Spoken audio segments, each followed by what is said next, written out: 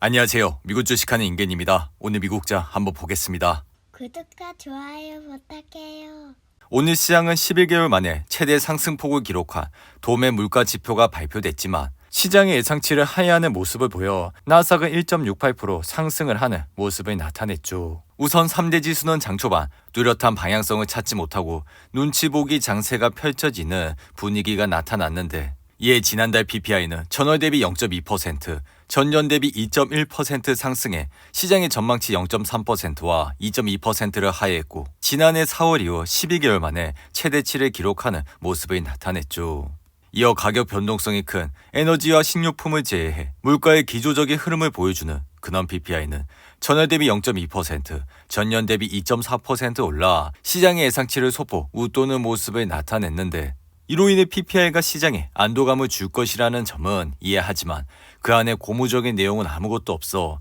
가장 좋은 점이라면 새로운 나쁜 소식이 없다는 것이라 할 수 있죠. 이에 전날 3월 공개된 CPI는 석 달 연속 시장 예상을 넘어서며 투심을 악화시켰고 페드가 가장 눈여겨보는 지표인 근원 CPI는 전월 대비 0.4%, 전년 대비 3.8% 상승해 전월과 같은 수준이 나왔지만 시장의 전망치를 소폭 상회하는 모습을 나타냈죠. 게다가 이날 발표된 미 고용지표는 여전히 견조한 것으로 나타나 지난주 신규 실업수당 청구 건수는 21만 1000건으로 시장의 전망치 21만 6천 건을 밑돌았고 이는 한 주 전 22만 2천 건보다 1만 1000건이나 줄어든 수치라 할 수 있죠. 이로 인해 지금 시장은 6월 기준금리 인하 기대가 무너져 금리 인하 베팅은 최근 50%대에서 20%대로 뚝 떨어졌고 7월 베팅 역시 47%에 그쳐 이를 종합하면 이제 9월부터 세 차례 인하만 기대를 할 수 있는 수준이라 할 수 있는데 그럼에도 불구하고 이날 기술주가 반등을 하게 된 주요 원인은 먼저 페드의 벤치마크인 3월 근원 PCE 물가가 CPI 물가만큼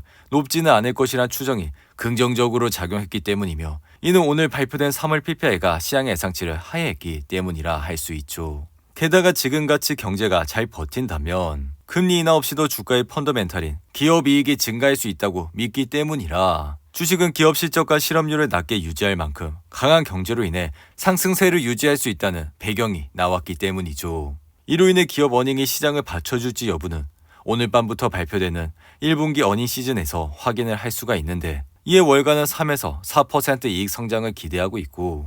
심지어 도이치뱅크는 S&P 500 기업들의 1분기 이익이 10%나 증가하리라 전망을 하고 있죠. 이에 개인적인 생각 역시 1분기 미국 경제가 2.5%가량 성장한 것으로 추정되는 만큼 기업 이익은 괜찮은 성장세를 보일 가능성이 커 그래서인지 1분기 들어 인플레이션 데이터가 계속 높게 나오지만 S&P 500 지수는 올해 들어 오늘까지 9% 가까이 상승세를 유지하고 있다 할 수 있죠. 이에 엔비디아의 주가는 이날 4% 이상 상승을 하며 906달러로 마감했고 이로 인해 엔비디아는 작년 한 해 239%의 수익률로 S&P 500에서 가장 좋은 실적을 기록했지만 올해 들어서는 지금까지 80% 가까이 상승을 하면서 S&P 500에서 두 번째로 좋은 실적을 내고 있다 할 수 있습니다. 이에 컴퓨터와 자동차, 게임 시스템과 기타 기기들의 GPU를 제조하는 엔비디아는 인공지능 붐에 힘입어 성장세를 가속화시키고 있고 게다가 엔비디아 칩은 보다 복잡한 생성형 AI 관련 과제와 기능들을 다른 주요 경쟁사들의 제품보다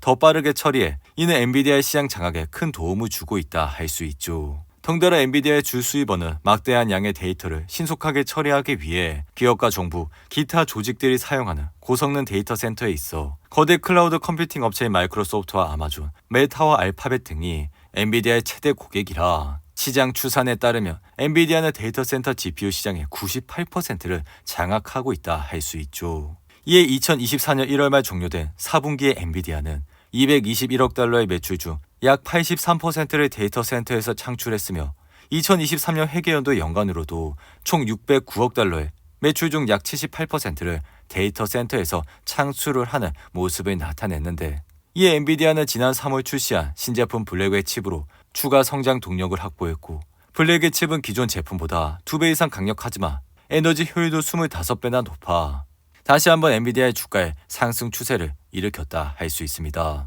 이에 개인적인 생각은 엔비디아가 다가오는 1분기에 전년 동기 대비 3배 이상의 240억 달러의 역대 최고 매출을 기록할 것으로 예상을 하고 있어 올해에도 AI 시장 지배력은 계속될 것이라 생각이 들며 여러 측면에서 볼 때 엔비디아는 아직도 그 성장 잠재력의 일부만 실현 중이라 이로 인해 컴퓨팅 수요를 처리할 수 있는 보다 많은 데이터 센터에 대한 수요는 가속화될 것이라 할 수 있죠. 하지만 엔비디아의 주가는 최근 AMD와 인텔이 시장 점유율을 다소 잠식할 것이란 기대감이 나오면서 흔들리는 모습을 보였고, 이의 개인적인 생각은 인텔과 AMD가 엔비디아의 시장 점유율을 조금 가져간다 해도 AI 시장의 급성장은 향후 수년 동안 계속돼 엔비디아는 이 시장 주도자의 성장 동인으로 작용할 수 있어 앞으로도 주가의 상승세는 크게 기대를 해봐도 될 것이라 생각이 듭니다. 이에 뱅크 오브 아메리카는 최근 보고서에서 엔비디아는 현재 호황인 인공지능 분야를 이끄는 업계 최고의 반도체 생산 업체로 우위를 유지할 것이라 밝혔고, 이에 엔비디아의 목표 주가를 주당 1,100달러로 유지해 이는 엔비디아의 현재 종가 기준에서 20% 이상의 추가 상승 여력을 보여줄 수 있다 생각이 들며,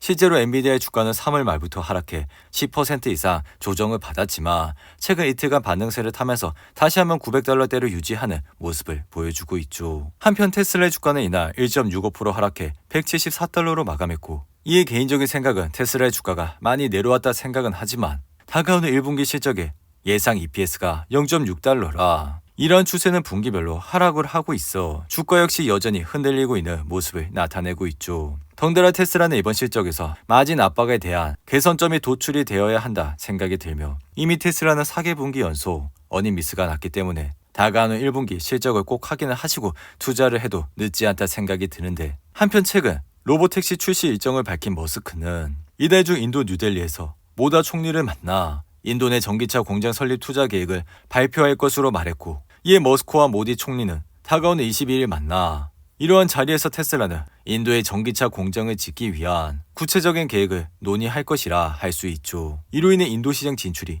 차갑게 식어가는 테슬라의 성장 엔진을 다시 데울 수 있을지 주목을 하고 있고, 테슬라는 올해 1분기 전기차 인도량이 전년 대비 8.5% 감소한 38만 6천 대를 기록해 글로벌 경기 둔화와 소비 위축에 중국 기업들의 저가 공세까지 심화되면서 테슬라의 실적 전망을 여전히 어둡게 하고 있다 할 수 있죠. 그리고 애플의 주가는 이날 4.33% 상승해 정말 오랜만에 큰 상승폭을 기록했고, 이러한 상승의 주요 배경은 모건 스탠리가 애플에 대한 긍정적인 의견을 내놨기 때문이라 할 수 있죠. 이에 애플의 주가는 급등해 단번에 175달러까지 올라왔고, 애플은 올해 1월 194달러를 찍은 이후 지속적인 하락세를 보이면서 주가는 단번에 170달러대까지 떨어지는 모습을 나타냈는데, 반면 메타는 최신 AI 칩을 선보이며 인공지능 경쟁에 다시 한번 발을 담그는 모습을 보여줬죠. 이에 메타가 선보인 MTIA라는 AI 칩은 지난해 5월 처음 선보인 모델의 2세대 버전이라 할 수 있으며, 이는 이전 모델보다 더 빠른 속도를 제공해 자체 테스트 결과 4개 유형에서 3배 더 나은 성능을 보여 주로 페이스북과 같은 메타의 소셜미디어에서 순위와 추천 알고리즘 구동을 위해 서버용으로 탑재될 것으로 예상을 할 수 있죠.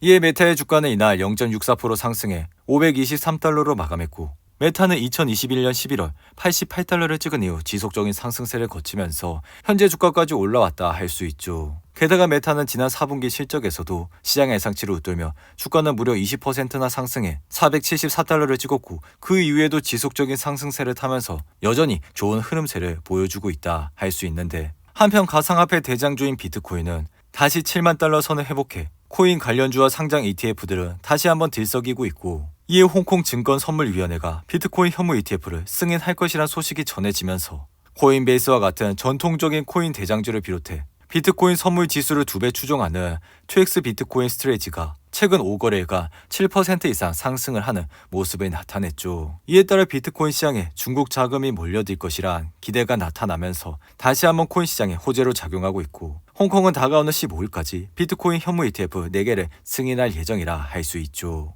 오늘도 8분이 넘는 긴 영상 끝까지 시청해주셔서 감사하고요. 가시기 전에 구독과 좋아요 잊지 마시고, 그럼 저는 다음 영상에서 찾아뵙겠습니다. 감사합니다.